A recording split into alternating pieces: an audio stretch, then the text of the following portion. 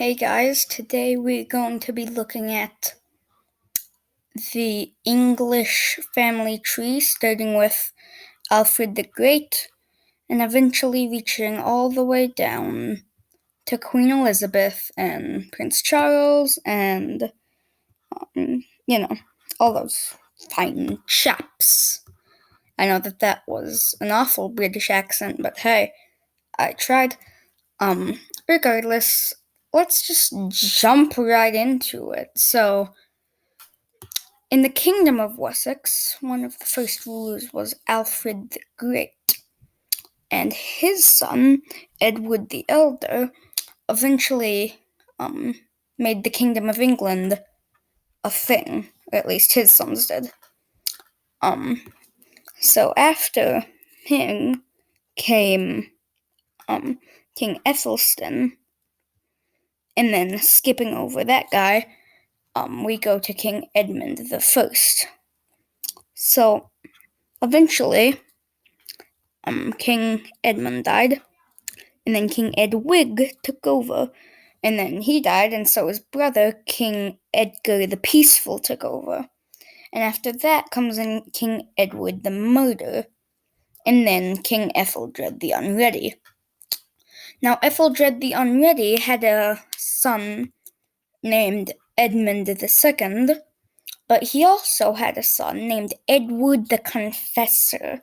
Now, he would be the second to last king of this dynasty, and he supposedly promised William the Conqueror that he could be king when he died. And so Edward died, and then Harold Godwinson took the crown because he's a meanie. So after Harold Godwinson took the crown, obviously William got angry fairly about that, and so he conquered, hence the name, England, and became the first king of England of the family that is still ruling it today. So William the Conqueror, his son, King William II, eventually became king, obviously. And then after that, he died and was replaced with King Henry I.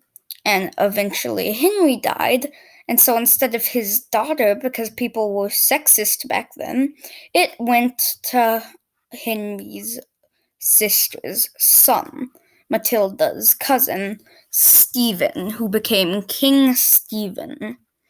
Now, after him, it returned to this side of the royal family with King Henry II.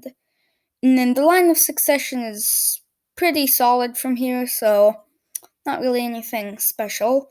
King Henry II, his son, Richard the Lionheart, ruled for a while, and then King John, then King Henry III, King Edward I, Ed II, Ed III. Now, here, I'm not going to get into the War of the Roses because I don't want to touch that complicated, convoluted mess of a war. Alright, so I'm just not. Okay, so when Edward III died, his grandson Richard became Richard II.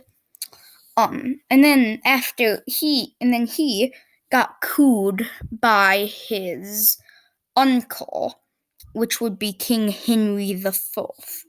Then it went Henry IV to Henry V, and then Henry VI.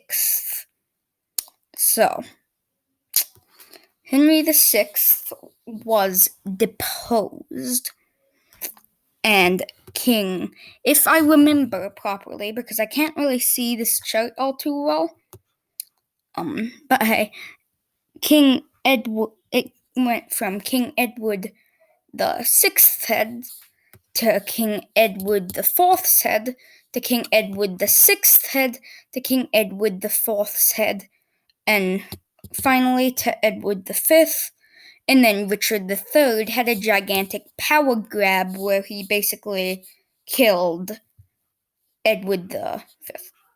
So that was basically the end of the War of the Roses. Like I said, I'm not going to get into it in too much detail because no, quite simply. And so what happened next was that because some people didn't like Richard and his power grabs, and so he was deposed and killed by King Henry VII, who then married Elizabeth of York for royal legitimacy, also inbreeding, yay! And then comes Henry VIII with his 6 wives. The first of which gave him the daughter Mary, the second of which gave him the daughter Elizabeth, and the third of which gave him Edward, who became the king next as King Edward VI. And King Henry VIII made rules for royal succession. Basically, oldest sons first, girls only if there aren't any boys. But Edward lived it just long enough to screw it up, basically saying that his father was dumb, and his sisters were dumb, and Lady Jane Grey should get the crown next. So Edward VI died, and Lady Jane Grey got the crown for a few days, until beheaded by Queen Mary I, also known as Bloody Mary, who married King Philip II.